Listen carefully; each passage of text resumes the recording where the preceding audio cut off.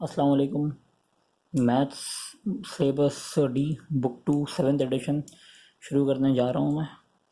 और इस बुक के अंदर 17 चैप्टर्स हैं and starting from direct and inverse proportion. आज डायरेक्ट एंड इनवर्स प्रोपोर्शन हम लोग करेंगे। So let's start. बिस्मिल्लाहिर्रहमानिर्रहीम।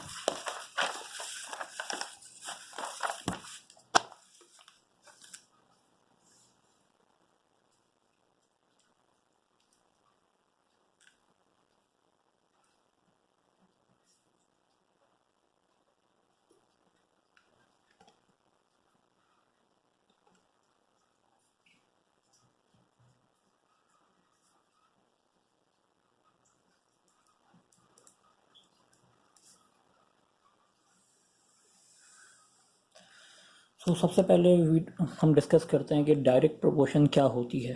प्रोपोर्शन का मतलब क्या होता है। प्रोपोर्शन का मतलब ये होता है कि एक चीज़ का दूसरी चीज़ के ऊपर क्या इम्पैक्ट पड़ता है। फॉर सपोज अगर मैं लिखता हूँ x is directly proportional to y. अब ये इन्फिनिटी का साइन जो आपको लग रहा है अल्फ़ा को इसको बोल रहे, ये साइन है प्रोपोर्शन का। It means that x y के डायरेक्टली प्रोपोर्शनल है। इसका मतलब ये है कि अगर मैं एक्स को इंक्रीज़ करूँगा तो वाई मेरे पास भी इंक्रीज़ होगा, क्योंकि ये दोनों आपस में डायरेक्टली कनेक्टेड हैं। इसकी एग्जांपल अगर हम इस तरह लें कि अगर मैं फ्रूट ख़रीदने जाता हूँ and if I buy 2 kg of apple, 2 kilo सेब ख़रीदता हूँ और मुझे 2 किलो सेब के लिए जो कॉस्ट देनी पड़ती है वो 400 रुपीज़ देनी पड़ती है। अगर मैं 6 kg ऑफ एप्पल ख़रीदूँगा तो मुझे क्या कॉस्ट देनी पड़ेगी, ये सवाल है। तो मेरी एक क्वांटिटी जब बढ़ी तो दूसरी क्वांटिटी ऑटोमेटिकली बढ़ गई। इट मीन्स दैट अगर मैंने एक चीज़ कम की है, बढ़ाई है, दूसरी चीज़ भी ऑटोमेटिकली बढ़ेगी। इसके लिए अगर मैं फॉर्मूला लिखूं, एप्पल्स को मैं एक्स सपोज कर लेता हूं और रुपीज़ को मैं वाई सपोज कर लेता हूं। तो अगर मैं लिखता हूं x is directly proportional to y, तो फिर मैं लिखूंगा x is equals to K y, where k is the constant ratio of one thing which impact on another। एक चीज़ की मदद से, एक चीज़ की वजह से दूसरी चीज़ पे कितने का इम्पैक्ट पड़ता है वो ये कांस्टेंट k बताता है। कांस्टेंट k कैसे निकालेंगे। पहली चीज़ हमारे पास x जो है वो 2 है, k, एंड दूसरी चीज़ क्या है हमारे पास, cost is 400। So k is equals to 2/400, that is 1/200। तो k हमारे पास क्या निकला, 1/200। एंड अगर कोई बोलता है आपको कि आप इसकी इक्वेशन लिखें तो आप लिखेंगे x is equals to 1/200 y। ये आ गई इसकी इक्वेशन। अच्छा, अब 2 kg एप्पल तो 400 का, 6 kg एप्पल्स कितने का होगा। मुझे क्या चीज़ पता है, एप्पल्स पता है जो कि x है। मैंने यहाँ पे सिंपल लिखा 600 is equals to 1/200 y। Doing cross multiply, 6 है, ओके सॉरी मैंने 600 लिख दिया। 6 multiply by 200 is equals to y। So y is equals to 1200। तो 6 किलो एप्पल मेरे पास कितने के होंगे, 1200 के। ठीक है। इसी तरह अगर हम इन्वर्सली की बात करें एंड मैं लिखूं x is inversely proportional to y, तो प्रोपोर्शनल का साइन आया एंड y के इन्वर्सली है तो मैंने लिख दिया y इन्वर्स। या मैं इस तरह भी लिख सकता हूँ x is inversely proportional to y। ये और ये एक ही चीज़ है, they both are same.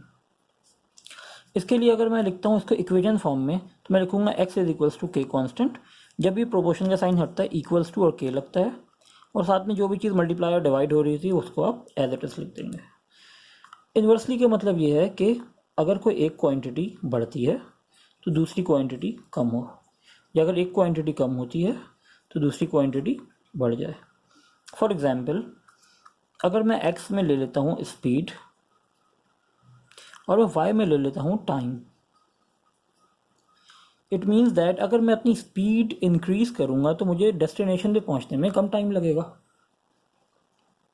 For suppose अगर मेरी स्पीड 60 मीटर पर सेकेंड है और मुझे 60 मीटर पर सेकेंड पे पहुँचने में 120 सेकेंड्स लग रहे हैं. अगर मैं 30 मीटर पर सेकेंड की स्पीड से जाऊंगा तो मुझे टाइम कितना लगेगा, कम लगेगा, ज़्यादा लगेगा, क्या होगा? तो सबसे पहले इसमें भी के कांस्टेंट फाइंड कर लेते हैं. एक्स स्पीड था तो एक्स की जगह मैंने 60 रखा, के इज के and Y is 120. 12 6 are 72 and 1 0 from here and 1 0 from here, 7200. तो के हमारे पास क्या आ गया, 7200. अब बोला गया है कि स्पीड इज 30, सो टाइम कितना लगेगा. अब मैं स्पीड की जगह 30 रख डालता हूँ. के कांस्टेंट पता चल गया 720 और 7200 and time is T. Doing cross multiply, t is equals to 7200 over 30. We cancel 0 from 0. 3 1 the 3, 3 2 the 6, 3 4 the 12 and a 0. So time is 240 seconds. अगर मेरी स्पीड 30 मीटर पर सेकेंड होगी तो मुझे टाइम कितना लगेगा, 240 सेकेंड्स. इन्वर्सली प्रोपोर्शनल में क्या होता है, एक चीज़ अगर बढ़े तो दूसरी चीज़ कम होती है. डायरेक्टली प्रोपोर्शनल में क्या होता है, एक चीज़ बढ़े तो दूसरी चीज़ भी हमारे पास बढ़ती है.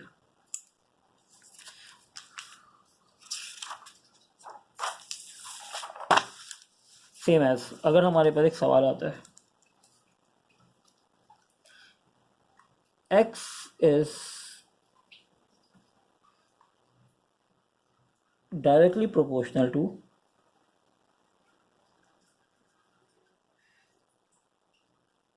Square of y. तो इसको लिखेंगे किस तरह, सबसे पहले x is directly proportional to y square. ठीक है.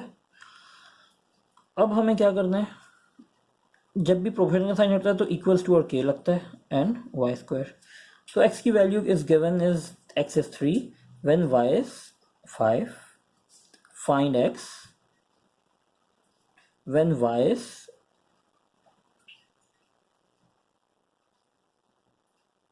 10. सो मैंने सबसे पहले, अब अच्छा एक और तरीका भी है, उस तरीके से भी करके देख लेते हैं. अगर हमारे पास डायरेक्टली प्रोपोर्शनल का सवाल है तो मैं x की जितनी भी वैल्यूज़ है वो मैं x के नीचे लिखूंगा, y की जितनी भी वैल्यूज़ हैं y के नीचे लिखूंगा. x की मेरी क्या वैल्यू है 3, y की क्या वैल्यू है 5, x की दूसरी वैल्यू क्या है मुझे नहीं पता, दैट इज x. y की दूसरी वैल्यू क्या है 10. लेकिन यहाँ पे क्या x is directly proportional to Y square, so मैं y की वैल्यूज़ को स्क्वायर कर दूंगा. अगर तो डायरेक्टली प्रोपोर्शनल का सवाल है so we do cross multiply. Okay, so 10 square is 100, 3 into 100 is 300 and 5 square is 25 and multiply by x is x. So it is 300 is equals to 25x.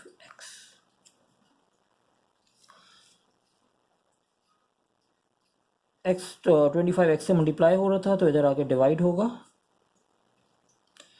5 1 the 5, 5 5 the 25, 5 6 the 30, एक zero लगाया. 5 1 the 5, 5 12 the 60.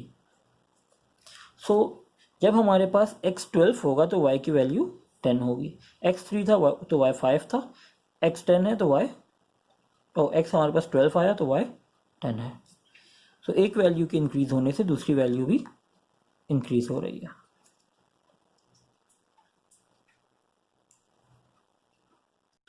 अच्छा, इसी तरह अगर हमारे पास सवाल आता है x is inversely proportional to cube root of y, तो हम ऐसे लिखेंगे x is inversely proportional to cube root of y. So अगर हमारे पास इधर वैल्यूज दी हुई होती हैं। When x is 2 y is 8, find the value of y when x is equals to 3। यहाँ क्लियरली हमें पता चल रहा है कि अगर इन्वर्सली प्रोपोर्शनल है तो एक वैल्यू अगर इंक्रीज हो रही है तो दूसरी वैल्यू डिक्रीज होगी। तो फर्स्ट हम लोग इसका इक्वेशन फाइंड कर लेते हैं, that is x is equals to, हमारा प्रोपोर्शन का साइन हटा तो इक्वल्स टू एंड k लगा, cube root of y। Values put कर देते हैं, x is 2, y is 8 and cube root, so cube root of 8 is 2, doing cross multiply, k is equals to 4, and the equation is x is equals to 4 over cube root of y. This is the equation।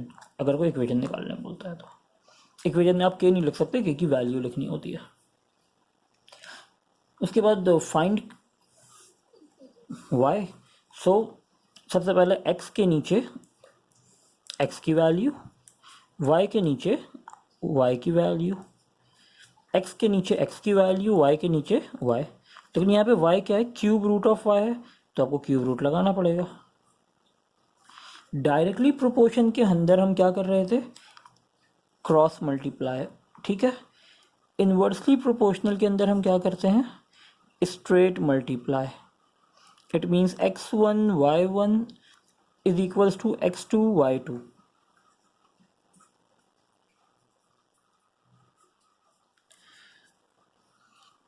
So 2 multiply by cube root of 8 is equals to 3 multiply by cube root of y। So सबसे पहले इसको जब solve करेंगे तो हमारे पास आएगा 8 का क्यूब रूट, हमारे पास आएगा 2 and 2 multiply by 2 is 4 and 3 cube root of y। 3 इधर मल्टीप्लाई में, इधर आके डिवाइड में हो जाएगा, 4 over 3 y क्यूब। और क्यूब रूट हटाने के लिए हम क्या करेंगे, क्यूबिंग बोथ साइड्स। तो यहाँ भी क्यूब और यहाँ भी क्यूब, इस क्यूब रूट से ये कट गया। 4 cube is 64, 3 cube is 27, and this must be less than 8 because if we increase our quantity that is x, so हमारे पास y क्या है, कम होना चाहिए। So let's find what is 64 over 27। I am using the calculator। This is 2.37, which is far less than 8. If we increase the quantity and it is inversely proportional, the other quantity will be decreased. Hope so this video makes things much clear about direct and inverse proportion. In the next video we will learn about linear graphs and simultaneous linear equation। okay, अगर video अच्छी लगे तो kindly like subscribe करिएगा और comments में बताइएगा कोई भी अगर सवाल हो तो। ओके, अल्लाह हाफ़िज़।